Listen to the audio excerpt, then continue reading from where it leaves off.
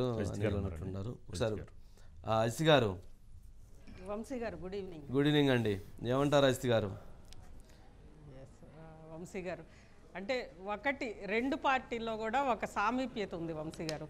ఎందుకంటే తెలుగు ఆత్మగౌరవం కోసం పుట్టిన పార్టీ తెలుగుదేశం పార్టీ, తెలంగాణ ఆత్మగౌరవం అనే నినాదంతో పుట్టిన పార్టీ టీఆర్ఎస్ పార్టీ. ఈ రెండిటికి కూడా ఆ రోజు ఎన్టీఆర్ స్థాపించిన పార్టీ. అదేవిధంగా చంద్రబాబు నాయుడు గారు ఇక్కడ ఒక్కటి గుర్తుపెట్టుకోవాలి వంశీ గారు, ఎందుకంటే మొత్తం రాష్ట్రం అంతా కూడా రోజు ఉమ్మడి ఆంధ్రప్రదేశ్ మొత్తం కూడా టీడీపీ ప్రభంజనంలో ఉన్నప్పటికీ అసలు అంటే ఉవ్వెత్తున గాలి టీడీపీ వైపు వస్తోంది.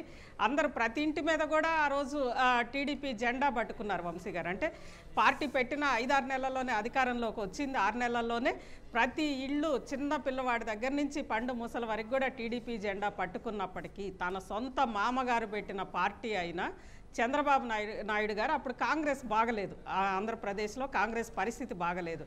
అయినప్పటికీ కూడా వెంటనే పార్టీని వదిలి వెళ్ళడానికి ఆయన ఒక అడుగు వెనక్కేశారు వంశీ గారు. ఎందుకంటే తను ఫస్ట్ నుంచి ఉన్న పార్టీ, తాను అందులోనే రాజకీయాలు దిద్దుకున్నాను, అదేవిధంగా మంత్రిగా కూడా యువకుడిగా ఒక మంత్రి పదవిని కూడా అధిష్ఠించిన వ్యక్తి కాబట్టి వెంటనే అంటే ఆ మోరల్స్ అనేవి ఆయనకు అడ్డం వచ్చినాయి. సరే ఆ తర్వాత ప్రజల నాడి, ఆ తర్వాత పార్టీ సంక్షోభంలోకి వచ్చే పరిస్థితుల్లో ఆయన వెళ్ళారు, టీడీపీలోకి వెళ్ళారు. అప్పటి నుంచి కూడా ఎన్ని కష్టాలు వచ్చినా వంశీ గారు టీడీపీ దాదాపు 4 సార్లు చీలింది, 4 నుంచి 5 సార్లు చీలింది. అయినప్పటికీ ప్రతిసారి కూడా చంద్రబాబు నాయుడు గారి చాణుక్యతే అంటే ఒక రాజనీతిజ్ఞత కానీ అన్నిటికంటే మించి శక్తివంతమైన ఒక క్యాడర్ నిర్మాణం అనేది చంద్రబాబు నాయుడు గారు చేపట్టారు వంశీ గారు. అందుకే పెద్ద పెద్ద లీడర్లు ఎవరు బయటికి వెళ్ళినా కానీ టీడీపీ స్ట్రక్చర్ కానీ టీడీపీ కార్యకర్తలు కానీ చెక్కు చెదరలేదు. ఆ పసుపు జెండా చాలా ధైర్యంగా ఎగురుతోంది వంశీ గారు. ఆ ధైర్యం వెనక నిజంగానే చంద్రబాబు నాయుడు గారి ఒక స్థిర చిత్తమని అనేది అందులో ఉంది. దాంట్లో మనకి ముఖ్యంగా ఒకటి సరే నాదెండ్ల భాస్కర్రావు గారు ఆ ఎపిసోడ్ అయిపోయిన తర్వాత మొత్తం మీద ఫస్ట్ అంటే ఆయన లక్ష్మీ పార్వతి ఎపిసోడ్ పార్టీని ఆ రోజు పార్టీనా అటువైపు ఎన్టీఆర్ అన్నప్పుడు ఖచ్చితంగా ఆయన విజన్ వంశీ గారు ఎప్పటికైనా పార్టీ నిలబడాలి అని అనేది ఒక స్ట్రాంగ్ డెసిషన్ తీసుకోవటము, తను తీసుకున్న డెసిషన్ని మొత్తం కార్యకర్తలు కానీ ఈవెన్ రాష్ట్ర ప్రజలు కానీ అంగీకరించే విధంగా చేయడంలో కూడా ఆయన నేర్పు నైపుణ్యం వంశీ గారు. అంటే ఆ నమ్మకం అనేది ఆ రోజు యువకుడిగా చంద్రబాబు నాయుడు గారు అప్పటికేం ఆయన ముఖ్యమంత్రిగా ప్రూవ్ చేసుకోలేదు, అయినప్పటికి కూడా కల్పించగలిగారు వంశీ గారు. ఇక అక్కడి నుంచి చూస్తే ఆ తర్వాత ముఖ్యమంత్రిగా రావడం, అప్పుడు అందరూ కూడా ఆ రోజు కాంగ్రెస్ పార్టీ ప్రతిపక్షంలో ఉండి బలమైన ప్రతిపక్షంగా ఉంది వంశీ గారు. దాదాపు 90 మంది వరకు శాసనసభ్యులు ఉన్న కాంగ్రెస్ పార్టీ చంద్రబాబు నాయుడు గారికి అంటే ఫేస్ వాల్యూ కానీ చరిష్మా కానీ అందులో ఆయన కొంత ఎమోషనల్గా ఉండరు, చాలా ప్రాక్టికల్గా ఉంటారు కదా వంశీ గారు. ఇవన్నీ లేవు కాబట్టి అసలు తెలుగుదేశం పార్టీ ఎన్నాళ్ళు ఉంటుందిలే అని చెప్పి ఆ రోజు అందరూ కూడా భావించారంట వంశీ గారు. కానీ వాళ్ళ ఊహల్ని పటాపంచలు చేస్తూ తెలుగుదేశం పార్టీ ఇంకా బలోపేతమై సరే 2004 ఓటమి తర్వాత కూడా మళ్ళీ తెలుగుదేశం పార్టీ భవిష్యత్తు మీద ఆ రోజు చర్చ నడిచింది వంశీ గారు. కానీ ఆ 2004 తర్వాత కూడా వైఎస్ఆర్, ఎందుకంటే అంతకుముందు ప్రతిపక్ష నేతగా వైఎస్ఆర్ ఉన్నప్పుడు ఆయన ఎన్ని విమర్శలు చేసినా ఏం చేసినా ముఖ్యమంత్రిగా ఈయన ఎక్కడ కక్ష సాధింపు చర్యలేం పెద్దగా అసలు అలాంటి వాతావరణమే లేదు వంశీ గారు. ఇష్యూ బేస్డ్గా చర్చలు జరిగాయి, డిస్కషన్స్ జరిగాయి, అన్నీ జరిగాయి. కానీ 2004 తర్వాత కక్ష సాధింపు రాజకీయాలు ప్రారంభమైన వాటిని ఎదుర్కొని పార్టీలోంచి ఎంతోమంది బయటికి వెళ్ళినప్పటికి కూడా వాటిని ఎదుర్కొని అంతకుముందు ఇంకొక చిన్న విషయం వంశీ గారు, ఈరోజు బీఆర్ఎస్ పార్టీ ఏదైతే ఉందో ఆ రోజు టీఆర్ఎస్ పార్టీ ఆ రోజు సరే 2001 ప్రాంతంలో కేసీఆర్ దాదాపు టీడీపీ నుంచి బయటికి వచ్చి ఆయన ఆ పార్టీ పెట్టినప్పుడు ఎక్కడా కూడా చంద్రబాబు నాయుడు గారు ఆ పార్టీ అసలు ఎందుకు రావాలి, ఎందుకు ఉండాలి, లేదంటే అంటే ఒక పార్టీ పుడుతున్నప్పుడు దాన్ని మొగ్గలోనే అడిచి ఈ రోజున్న నాయకత్వాలు కానీ ఈ రోజున్న ముఖ్యమంత్రులు కానీ ఒక ధిక్కార స్వరం అనేది మొగ్గలోనే అడిచేస్తున్నారు వంశీ గారు. కానీ ఎక్కడా కూడా ఆయన అడిచేయాలి. అందుకే చంద్రబాబు నాయుడు గారి హయాంలోనే టీఆర్ఎస్ పుట్టింది. ఆ తర్వాత టీఆర్ఎస్ లీడర్గా ఆయన కేసీఆర్ ఎస్టాబ్లిష్ అయింది చంద్రబాబు నాయుడు గారి హయాంలోనే. సరే 2004లో వైఎస్ఆర్ తోటి లేదా కాంగ్రెస్ తోటి ఆయన కూటమిగా ఉండి కొన్ని సీట్లు వచ్చినాయి, సభలోకి వచ్చారు. ఆ 2004 తర్వాత 2009 వరకు కూడా ఎంత అణిచివేత జరిగింది. ఆ 2009 నుంచి 2014 రెండు కూడా ఈ 10 ఏళ్ళు వంశీ గారు. ఈ 5 ఏళ్ళేమో సరే వైఎస్ఆర్ శక్తివంతమైన లీడర్గా తెలుగుదేశం పార్టీకి సంబంధించి అట్నుంచి కొంతమంది వెళ్ళడము, ఆ తర్వాత పర్సనల్ టార్గెట్ చేయడము, ఇవన్నీ ఒకవైపు అయితే 2009 నుంచి 14 వరకు జరిగిన వైఎస్ మరణం తర్వాత అటు అంటే కాంగ్రెస్ పార్టీలోనే గందరగోళం, ఒకవైపు టీఆర్ఎస్, మరోవైపు రాష్ట్ర రాజకీయం. ఎందుకంటే తెలుగుదేశం పార్టీ సిద్ధాంతమే తెలుగు జాతి ఆత్మగౌరవం వంశీ గారు. అంటే రాష్ట్రం కలిసి ఉండాలి, ఆత్మగౌరవంతో ఉండాలి, దేశంలో శక్తివంతమైన ఒక జాతిగా తెలుగు జాతి ఉండాలనేది. అలాంటి టైంలో ఒకవైపు ప్రత్యేక ఉద్యమం వచ్చినప్పుడు అందరూ డైలమాలో ఉన్నప్పుడు అది చాలా స్ట్రాటజిక్గా తీసుకున్న నిర్ణయం వంశీ గారు. ఒకవైపు తమ సిద్ధాంతాన్ని ఎక్కడా కూడా కదలనివ్వకుండా, మరోవైపు ఇక్కడ తెలంగాణ ప్రాంతానికి సంబంధించిన వాళ్ళు ఎవ్వరు కూడా ఆత్మరక్షణలో పడకుండా, పార్టీకి నష్టం జరగకుండా అటువైపు వాళ్ళకి ఆ స్వేచ్ఛ ఇచ్చారు వంశీ గారు. ఎక్కడ లీడరు కొంతమంది ఎమ్మెల్యేలు మీరు మాకు వ్యతిరేకంగా పోరాడండో లేదా మీ దానికోసం మీరు పోరాడండి అనేది స్వేచ్ఛ ఇచ్చిన పరిస్థితి ఎక్కడా లేదు వంశీ గారు. కానీ చంద్రబాబు నాయుడు గారు ఆ రోజు ఆ స్వేచ్ఛ ఇచ్చారు. సరే, ఆ తర్వాత కూడా ఈవెన్ 2014లో కూడా తెలంగాణ ప్రాంతంలో కూడా మంచి సీట్లు తెచ్చుకుంది వంశీ గారు తెలుగుదేశం పార్టీ. సరే, 2014 నుంచి 19 అధికారంలోకి వచ్చినప్పుడు ఆ రోజు ప్రతిపక్ష నేతగా వైఎస్ జగన్మోహన్ రెడ్డి గారు ఉన్నప్పుడు ఆయన పాదయాత్రకు కానీ ప్రతిదానికి కూడా ఎక్కడా కూడా ఆటంకపరచల వంశీ గారు. అంటే కక్షపూరిత రాజకీయాలు అనేది అక్కడ జరగాలి. అదేవిధంగా తెలంగాణ రాష్ట్రంలో కూడా ఫస్ట్ స్నేహ సంబంధాలే కొనసాగించారు వంశీ గారు. దాదాపు ఇద్దరు కూడా స్నేహ సంబంధాలు కొనసాగించారు. దాంతోపాటు రాష్ట్ర ప్రయోజనాలకు సంబంధించి ఎక్కడా రాజీ పడలేదు. అక్కడే కేసీఆర్ తోటి గ్యాప్ వచ్చింది వంశీ గారు. రాష్ట్ర ప్రయోజనాల కోసం ఎక్కడ రాజీ పడలేదు. తెలంగాణ ప్రాంతంలో ఉన్న పార్టీ అక్కడ కూడా తెలంగాణ ప్రాంతంలో తన పార్టీని బతికించుకోవాలనుకున్నారు వంశీ గారు. అంతేగాని వైఎస్ జగన్మోహన్ రెడ్డి గారి లాగా వైండ్ అప్ చేయాలని అనుకోలే, పార్టీని ఇక్కడ బతికించుకోవాలనే ప్రయత్నమే చేశారు. ఇవన్నీ కూడా అంటే ఎక్కడ ప్రతి చోట కూడా జనరల్గా మనకి పాత రోజుల్లో వంశీ గారు అంటే ప్యారడైజ్ లాస్ట్ అని అంటారు. అందులో శాటన్ వాళ్ళంతా కూడా స్వర్గం నుంచి కింద పడి నరకంలో ఉన్నా కానీ తన చుట్టూ ఉన్న లీడర్స్ని కానీ తన చుట్టూ అనుచరుల్ని మనం లేండి గెలుపు మనదే లేవండి అని చెప్పి చెప్తారు వంశీ గారు. అంటే అది చాలా ఇన్స్పైరింగ్ పిలుపు. అలాంటి అంటే ఎక్కడా కూడా కింద పడి ఉన్న అట్టడుగున పార్టీ ఇంకేం లేదు అయిపోయింది అన్న తరుణంలో కూడా ఒక ఫినిక్స్ లాగా లేస్తానే ఉన్నారు వంశీ గారు చంద్రబాబు నాయుడు గారు. అంటే తన క్యాడర్కి ఆ మనోధైర్యాన్ని ఎక్కడా జారనివ్వలేదు. అది చంద్రబాబు నాయుడు గారిది. అదేవిధంగా పక్కన మనం ఇంతకుముందు కూడా చెప్పుకున్నాం, ఒకటి కేసీఆర్కి సంబంధించి కాలు ఇష్యూ సంబంధించి కానీ లేదా చంద్రబాబు నాయుడు గారు అధికారంలో ఉన్న తర్వాత ఎక్కడా కూడా వ్యక్తిగతంగా వాళ్ళ పిల్లల్ని కానీ లేదంటే వాళ్ళని కానీ ఈవెన్ జగన్మోహన్ రెడ్డి గారి కుటుంబాన్ని కానీ ఎక్కడ వ్యక్తిగతంగా ఆయన క్యారెక్టర్ అసాసినేషన్ చేయలేదు వంశీ గారు. కానీ నిండు సభలో తన భార్యని కించపరిచినా కళ్ళ నీళ్లు పెట్టుకున్నారు. అంతకుముందు కుమారుడికి సంబంధించి ఎన్ని జరుగుతున్నా కానీ ఎక్కడ మనోధైర్యం అనేది కోల్పోట్ల వంశీ గారు. అంటే అధికారంలో ఉన్నప్పుడు ఎలా అభివృద్ధి వైపు ఉన్నాడో ఎలా స్టాండర్డ్గా ఉన్నాడో అవమానాలని కూడా అంతే స్టబాన్గా దిగమింగుతూ మొత్తానికి ఈ 70 ఏళ్ల వయసులో కూడా ఒక యువకుడిలాగా ఆయన ముందుకు నడుస్తున్నారు వంశీ గారు. అది ఒకవైపు. ఇటు కేసీఆర్కి సంబంధించి మనం చూస్తున్నాం వంశీ గారు. అంటే మనం ఇంతకుముందు చూసిన బయటలో ఆత్మవిశ్వాసం ఉండాలి, 2 ఎంపీలతోటి నేను తెలంగాణ సాధించాను అన్నారు వంశీ గారు. కానీ 2009లో 2 ఎంపీలు వచ్చినప్పుడు ఆయన అసలు కనీసం పార్లమెంటుకు కూడా వెళ్ళలేదు వంశీ గారు. అంతకుముందు కేంద్ర మంత్రిగా ఉన్నారు, ఆ తర్వాత పార్లమెంటుకు కూడా వెళ్ళాల. ఎప్పుడైతే వైఎస్ఆర్ మరణించారో మరణించిన తర్వాత కొంత అంటే తెలంగాణ ఉద్యమము 610 జీవోకి సంబంధించి ఇలా అనేక అంశాల మీద గ్రౌండ్ అనేది అనుకూలంగా వచ్చిందో అప్పుడే కేసీఆర్ గారు బయటకు వచ్చారు వంశీ గారు. అదేవిధంగా దాంతోపాటు ఇప్పుడే మనకి ఈ 3 నెలలే ఉదాహరణ. కనీసం అంటే ప్రతిపక్ష నేతగా అసెంబ్లీకి వెళ్ళి అక్కడ వైఎస్ జగన్మోహన్ రెడ్డి గారు 151 మంది ఎమ్మెల్యేలని ఫేస్ చేస్తూ చంద్రబాబు నాయుడు గారు లాంటి వాళ్ళు అంటే ఆయన అనుభవం అంత వయసు వైఎస్ జగన్మోహన్ రెడ్డి గారిది.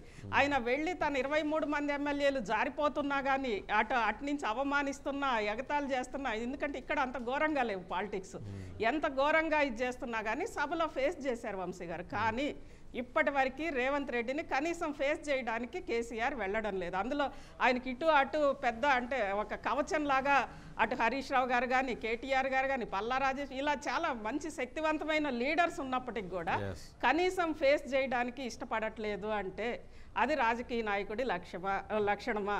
ఇదే కేసీఆర్ గారు అన్న రాజకీయాల్లో ఆత్మవిశ్వాసం ఉండాలి అని చెప్పి మరి ఇక్కడ ఏమైంది కేసీఆర్ గారు ఆత్మవిశ్వాసం అని అనేది ఇప్పుడు చర్చ నడుస్తోంది వంశీ గారు. అంటే అసాధ్యం అనుకున్న తెలంగాణని సుసాధ్యం చేశారు అన్న ఘనత ఉన్న కేసీఆర్ గారు 3 నెలల అధికారం పోతే ఏంటి పరిస్థితి? అదే అవతల 14 ఏళ్ళు దాదాపు 20 ఏళ్ళు తెలుగుదేశం పార్టీ చరిత్రలో 20 ఏళ్ళు అధికారం లేకపోయినా కానీ నిలిచి కొట్లాడారు, గెలిచారు. ఎన్నో అటు కేంద్రం నుంచి ఇటు రాష్ట్రం నుంచి ఎన్నో నిర్బంధాలు ఎదుర్కొన్న అట్నే ముందుకెళ్తున్నారు కదా వంశీ గారు. మరి ఇక్కడ ఏంటి పరిస్థితి అనేది ఇప్పుడు చర్చ వంశీ గారు.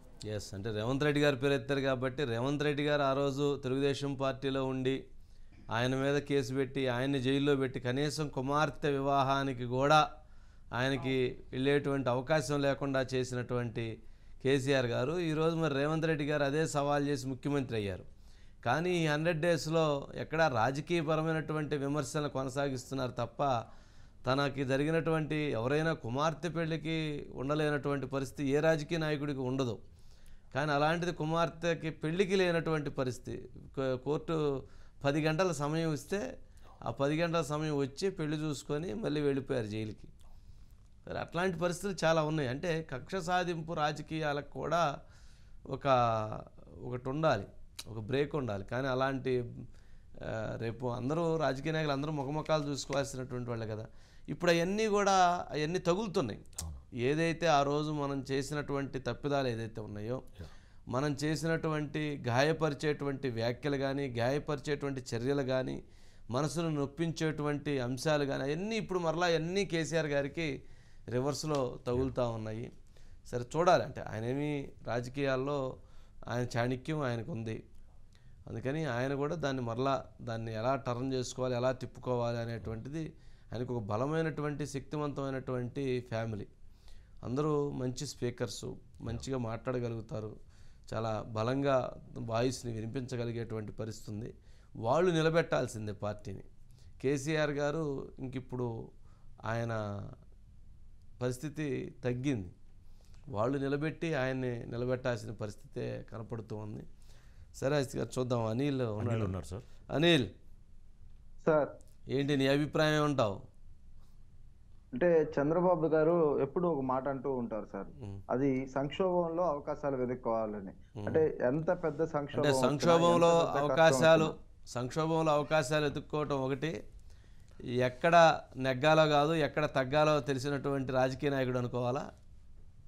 ఖచ్చితంగా సార్. ఎందుకు అంటే ఈ రెండు ఆయనకు వర్తిస్తాయని చెప్పడానికి ఒక ఎగ్జాంపుల్. 2014లో పొత్తు పెట్టుకొని బీజేపీ జనసేన కలిసి వెళ్ళారు. 2019కి వచ్చాక ఆ పొత్తు విడిపోయింది. మళ్ళీ 5 ఏళ్ల తర్వాత తిరిగి ఆ పార్టీలన్నీ జతకట్టాయి. అంటే మోడీ గారితో విభేదించిన, ఈరోజు మోడీ గారితో ఒకసారి విభేదించిన వ్యక్తి మళ్ళీ ఆయనతో కలవటం ఈ దేశ రాజకీయాల్లో ఊహించే పరిణామం అంటే ఖచ్చితంగా ప్రతి ఒక్కరూ ఆలోచించాల్సింది. అలాంటి మోడీ గారితో కలిసి నిన్న వేదిక పంచుకున్నారు. ఇక రెండో అంశానికి వస్తే, ఆయన అరెస్ట్ అయ్యి జైలుకి వెళ్ళిన పరిస్థితి మనం చూసాం. దానికి ముందు ఎన్నో అవమానాలు ఎదుర్కొని కూడా నిలబడ్డారు. ఈ 5 ఏళ్ళు ఒక ఎత్తు అయితే, ఆయన రాజకీయ జీవితం మొత్తం ఒక ఎత్తు. ఎందుకంటే తన రాజకీయ ప్రయాణంలో ఎప్పుడు చూడనివి, ఊహించనివి చంద్రబాబుకి ఎదురయ్యాయి. ఎక్కడా మనోధైర్యం కోల్పోల. వాస్తవానికి 23 మంది ఎమ్మెల్యేలు ఉంటే ఆ రోజు 23 మందిలో 3 మిగిలి 20 మంది వెళ్ళిపోతారని అందరూ భయపడ్డారు. కానీ చంద్రబాబు గారితో ఈరోజు 19 మంది నడిచి ప్రతిపక్షంలో బలంగా ఏదైతుందో అసెంబ్లీలో 154 మందికి వారి సంఖ్య చేరినప్పటికీ ప్రజల సమస్యలపైన గళమెత్తడానికి ఆయన అసెంబ్లీకి వెళ్ళారు. ఆయన సతీమణిని తిట్టిన రోజు శపథం చేసి బయటకు వచ్చారు. ఆ తర్వాత కూడా సొంత పార్టీ ఎమ్మెల్యేలని సభకు వెళ్లాలంటూ కూడా చెప్పిన నేపథ్యం అయింది. ఇక ఈ రోజు ఇక్కడున్న కేసీఆర్ గారిని కావచ్చు, కేటీఆర్ ని మనం ఒక్కసారి పరిశీలిస్తే, రాజకీయాల్లో ఒకరికి జరిగింది మరొకరికి జరగకుండా ఉంటుంది అనేది అసాధ్యం సార్. ఎందుకంటే ఒకరికి జరిగింది ఇంకొకరికి కూడా జరగడానికి అవకాశాలు చాలా ఎక్కువ.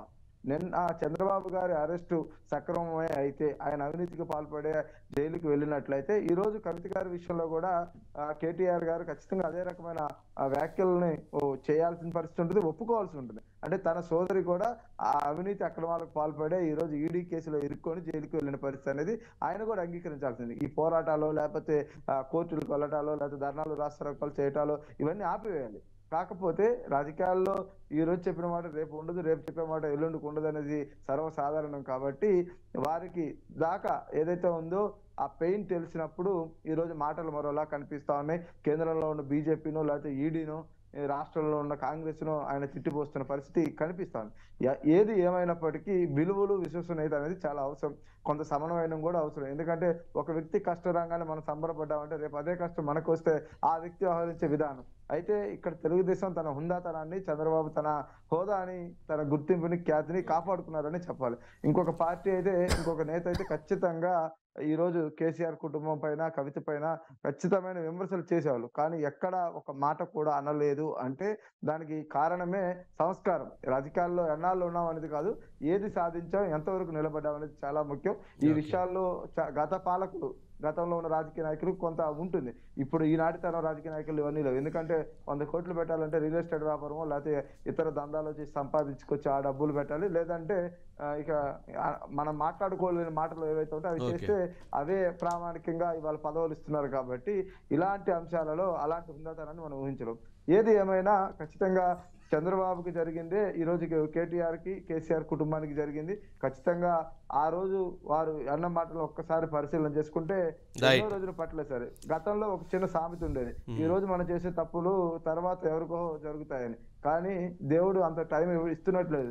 దేవుడు తన script కూడా మార్చేసి ఈ జన్మలో చేసిన తప్పులు వచ్చే జన్మలో మనకి కుక్కగానో నక్కగానో పందిగానో పుట్టిస్తాయి అంటారు. కానీ ఇప్పుడు అట్లా లేదు. ఇప్పుడు అయిపోయిన వెంటనే ఇప్పుడు తప్పు చేస్తే అది రోజుల్లోకి వచ్చేసింది. మొన్నటిదాకా నెలల్లో ఉండేది, కానీ ఇప్పుడు అది రోజుల్లోకి వచ్చేసింది. ఇంకా గంటల్లో కూడా వచ్చేసింది. నెలల్లోకి వచ్చినట్లుగానే కనిపిస్తుంది. అది రోజుల్లోకి కూడా వస్తే మంచిది, గంటల్లోకి వస్తే మంచిది, ఇంకా నిమిషాల్లోకి వస్తే ఇంకా మంచిది. తప్పులు చేయటం తగ్గుతాయి. అప్పుడన్నా మనిషికి తప్పులు చేయటం ఆపేస్తారు. అంత ఇన్స్టెంట్ అండి. అంటే తప్పులు చేసేటువంటి వాళ్ళ సంఖ్య చాలా తక్కువ ఉండిద్ది. అంతే కదండి. రిజల్ట్ వెంటనే వచ్చేస్తుంది. మంచి కోరుకునేటువంటి వాళ్ళ సంఖ్య చాలా ఎక్కువ ఉండిద్ది. పెరుగుద్ది. సరే, అలాంటి చివరికి ఆ మంచి మొత్తం పడిపోతుంది, చెడు మొత్తం పైకి వస్తుంది. మరి అలాంటి పరిస్థితుల్లో చెడుని ఆపాలి కదా. రైట్ అనిల్.